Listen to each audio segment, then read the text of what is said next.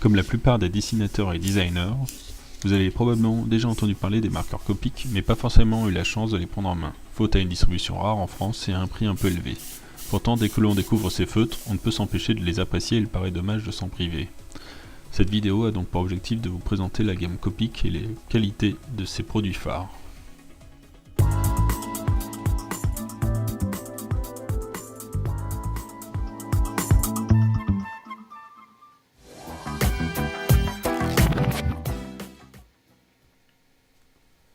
Commençons par jeter un œil au catalogue. Produit par Pointou au Japon depuis 20 ans, la gamme Copic est probablement la plus complète à ce jour. Elle comporte en effet 4 modèles de marqueurs. Les Copic marqueurs, dits les classiques ou originaux par certains, déclinés en 214 couleurs à 6 € l'unité. Les Copic Sketch et leurs 346 couleurs à 4,50 € l'unité. Les Copic Chao en 180 couleurs à 3,80 € l'unité. Et enfin les Copic Wide en 36 couleurs à 12 € l'unité. Ainsi, au sein d'un même système, vous pouvez facilement trouver le modèle adapté à vos besoins. Si les Copic Chao me paraissent plus appropriés à un dessinateur occasionnel, les modèles Copic Marker et Wide ne brideront jamais un professionnel, tandis que les Sketch permettront de compléter une collection ou satisfaire tout amateur ou professionnel. De plus, vous pouvez vous procurer facilement les accessoires qui vont avec, comme de nouvelles mines ou surtout les recharges d'encre pour chaque feutre. Ce sont les Various Ink, vendus 9 à 10 € l'unité.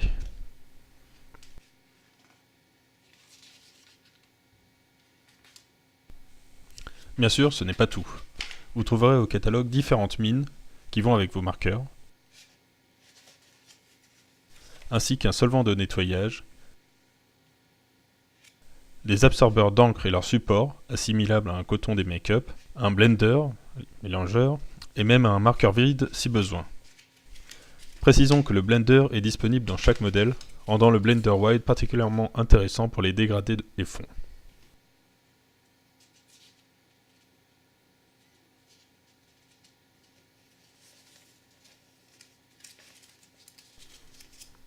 Chaque feutre est disponible individuellement et dans des sets aux couleurs bien choisies, généralement de 12 à 72 marqueurs.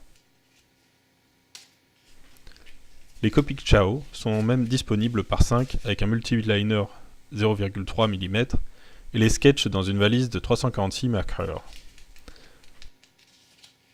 Aussi, Copic propose un accessoire rare que seuls les Tracette distribuent aussi, un airbrush, un aérographe. Disponible dans différents packs, adaptés à tous les besoins, sa qualité de construction est superbe. Vous pourrez facilement le relier à un aérosol d'air ou à un compresseur.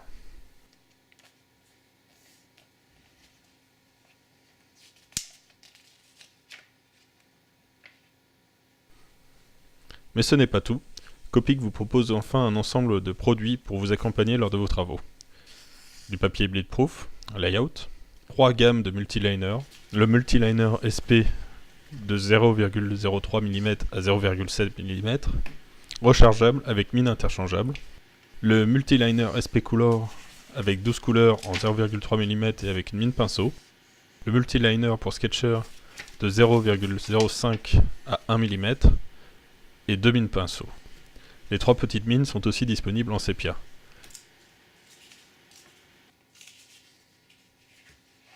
Mais aussi des présentoirs ou supports de stockage pour vos feutres.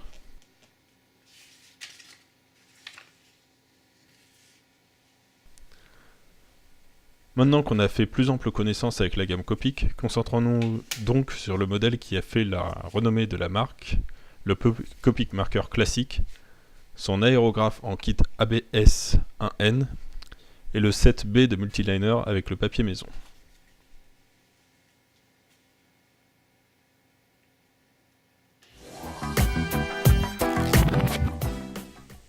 Voici un set de 36 marqueurs aux couleurs appropriées au design industriel. On y trouve 5 warm grey, 5 cool grey, un blender, un noir et les couleurs essentielles pour toucher à tout sans ressentir de limite. Le souci du détail de Copic m'a agréablement surpris. Chaque marqueur est en effet présenté de la même manière dans le pack, logo et référence face à l'utilisateur. Le système de dénomination des couleurs chez Copic est identique sur chaque modèle et pourrait se résumer ainsi.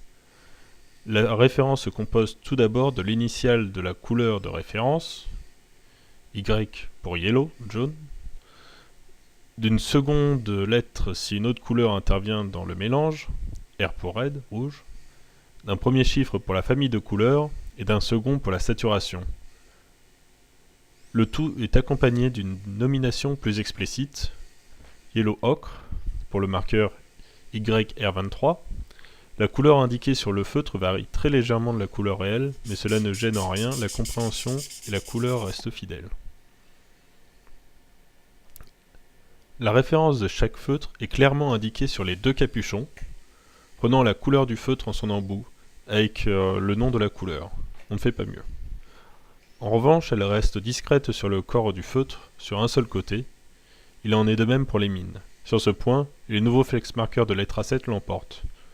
Toutefois, avec l'expérience, vous vous y habituerez et trouverez la bonne mine grâce au liseré gris foncé côté mine moyenne.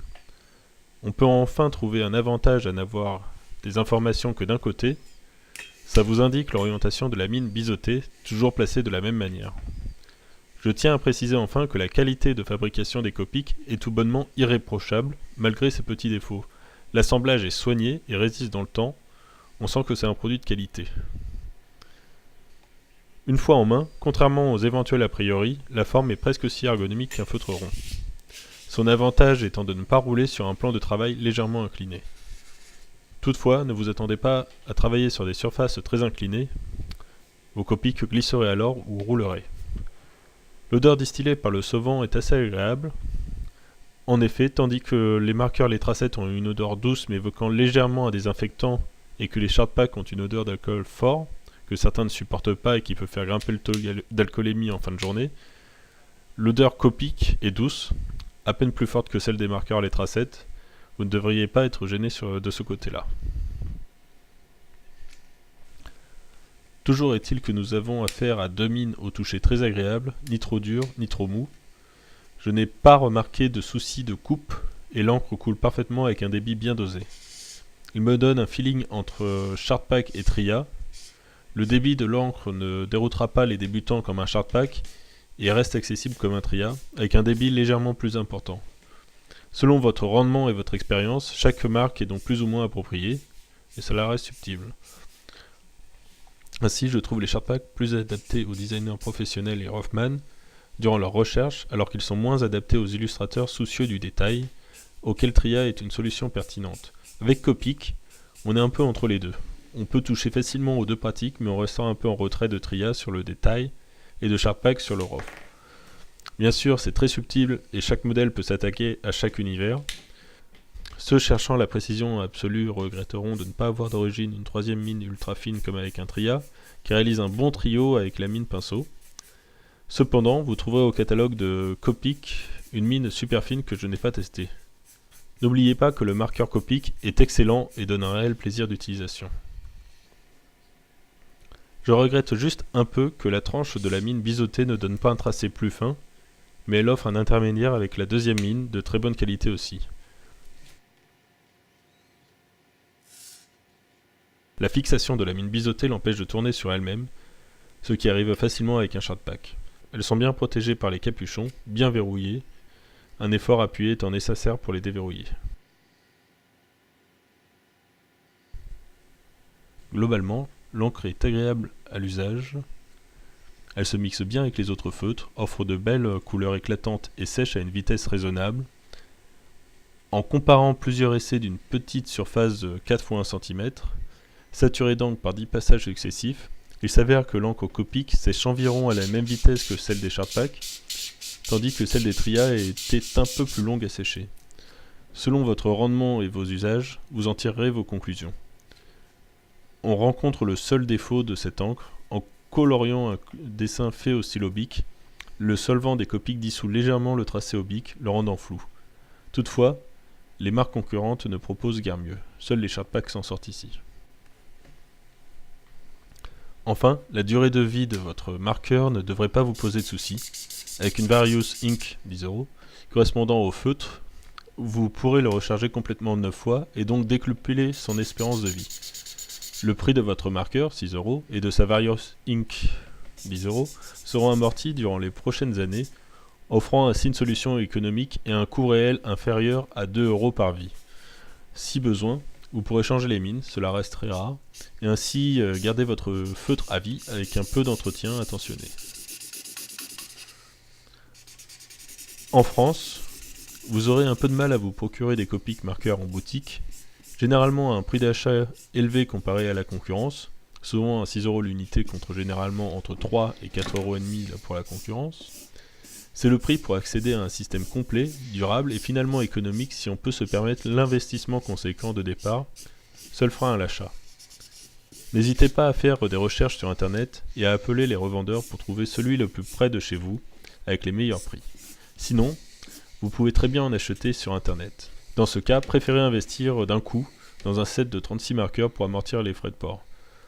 Enfin, vous pouvez aussi considérer les Copic Sketch pour 4,50 € environ, ou les Chao, plus abordables encore, vendus 3,80 € environ.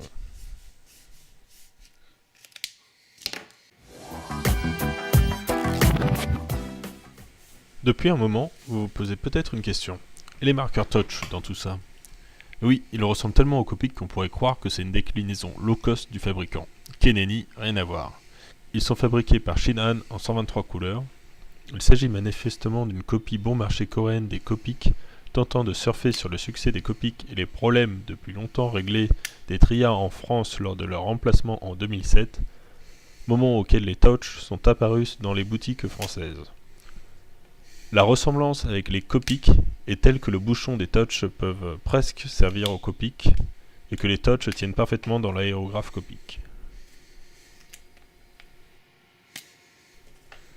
Dès lors, il n'est pas étonnant que beaucoup pensent qu'il s'agit de feutres similaires, intimement liés et produits par le même fabricant ou que le doute existe, comme on peut le lire sur certains forums. Pour ma part, je suis un peu surpris qu'il soit resté si longtemps en vente. N'aimant guère qu'on imite mon travail et qu'on s'en approprie le mérite, je préfère donc éviter cette marque qui trompe réellement le consommateur. Petite anecdote, la communication des Touch se vantait de leur forme carrée. Depuis juillet 2011, Shinhan a modifié son modèle, propose 168 couleurs, des mines de remplacement et des cartouches de recharge, mais la ressemblance avec les produits Copic est toujours étonnante, même s'il se place entre les classiques Copic Marker et Copic Sketch.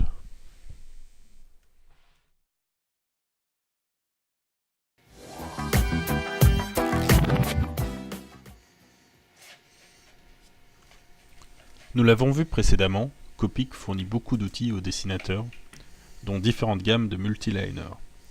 La première, nommée Multiliner SP, est composée d'un élégant modèle en métal, décliné en 10 tailles de 0,03 à 0,7 mm, plus une petite mine pinceau. Ceux-ci sont rechargeables et les mines interchangeables. Cette gamme est aussi déclinée en une gamme Multiliner SP Color de 12 couleurs et deux mines, une de 0,3 mm et une petite mine pinceau. Toutefois, pour un designer, la troisième gamme semble plus intéressante. Elle est composée de 8 multiliners à partir d'un 20e de millimètre jusqu'à 1 mm et même avec 2 mines pinceau. Les trois plus petites mines existent aussi en sépia. Vous pourrez vous procurer l'ensemble des multiliners noirs de cette gamme grâce au Multiliner 7B, disponible pour environ 30 €. Leur principal avantage est de bien s'accorder avec les marqueurs Copic. En effet, l'encre du feutre ne dissout pas celle du multiliner une fois sèche, même si cette dernière salit parfois un peu la couleur du feutre. Ainsi, c'est un outil bien adapté pour crobarder, faire du manga ou des refs simples avec un peu de couleur. En effet, ils offrent tous un bon feeling et sont très naturels. La réelle surprise vient des multiliners noirs à mine pinceau permettant d'obtenir des tracés de taille variés très naturellement avec un fantastique rendement.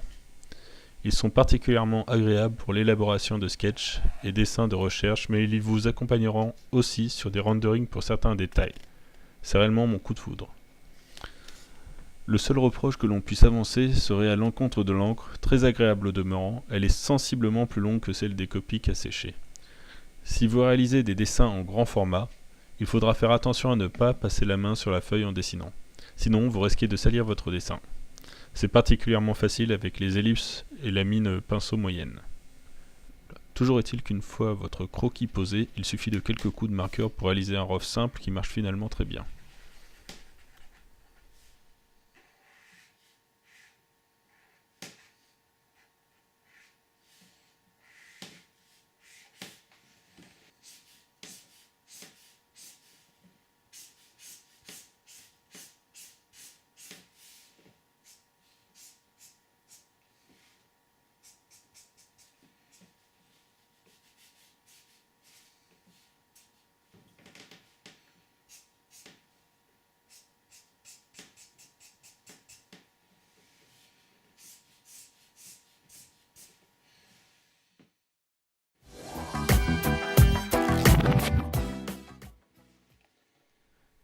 Comme dit précédemment, Pointou est le seul fabricant avec Letraset à proposer un aérographe pour ses Copic Marker et Copic Sketch. Un peu méconnu, cet outil mérite l'attention pour réaliser des fonds, des dégradés ou des rendus très différents, un peu old school. En effet, l'idée est simple. Projeter l'encre à la manière d'un aérographe grâce à de l'air sous pression. Votre rendu visuel prendra donc un aspect granuleux ou nuageux. En tout bon aérographe, physique ou numérique, Corel Painter ou Photoshop, la distance ou la pression avec une tablette graphique, l'inclinaison et la rotation jouent sur le rendu visuel, vous permettant d'ajouter en quelque sorte une dimension à votre marge de manœuvre. Vous ne dessinez plus vraiment avec des gestes sur un plan 2D, mais bel et bien dans un espace en 3 dimensions. Dès lors, attendez-vous à être dérouté. Copic a la particularité de proposer différents produits pour toutes les bourses. Comme Letraset, vous pourrez vous procurer votre précieux aérographe Copic seul pour le brancher sur un aérosol d'air sec ou un compresseur. Mais cette solution est coûteuse et à n'envisager qu'avec une bonne expérience de la technique. Le plus simple reste un aérographe avec un petit aérosol d'air sec comprimé, Copic Aircan D60, directement branché dessus. Toutefois, si vous êtes amateur de grands formats ou productifs, préférez les aérosols Aircan 180, ayant une contenance 3 fois plus importante. Malheureusement, l'aérographe devient vraiment lourd. Heureusement, Copic propose, comme Letraset, d'utiliser un aérosol déporté, relié par un tuyau. Si vous voulez investir, préférez cette solution en prenant le kit ABS 1N composé d'un aérographe, d'un adaptateur, d'un tuyau de raccordement, d'un aérosol d'air 180 et d'un support en mousse pour retenir votre aérosol. N'hésitez pas à prendre un ou deux aérosols de plus pour vous entraîner et voir venir. Cela dit, ce kit permet aussi d'utiliser un compresseur grâce à l'adaptateur. L'ergonomie générale est très bonne, quoique la solution de Letraset reste plus proche d'un marqueur. Copic propose ici une silhouette plus en pistolet, mais la détente reste sur le dessus de l'aérographe. La qualité de fabrication de l'ensemble est excellente et flatteuse. On peut y glisser tous ces marqueurs Copic et Copic Sketch. Les Chao et Wide ne peuvent pas être utilisés. Si vous avez déjà fait du vélo, et je pense que c'est le cas, vous avez déjà dû regonfler une chambre à air avec une pompe. Souvenez-vous, en gonflant le pneu, la pompe chauffait à cause de la pression qui augmentait. Avec un aérographe relié à un aérosol, c'est l'inverse. La détente va faire refroidir l'aérosol.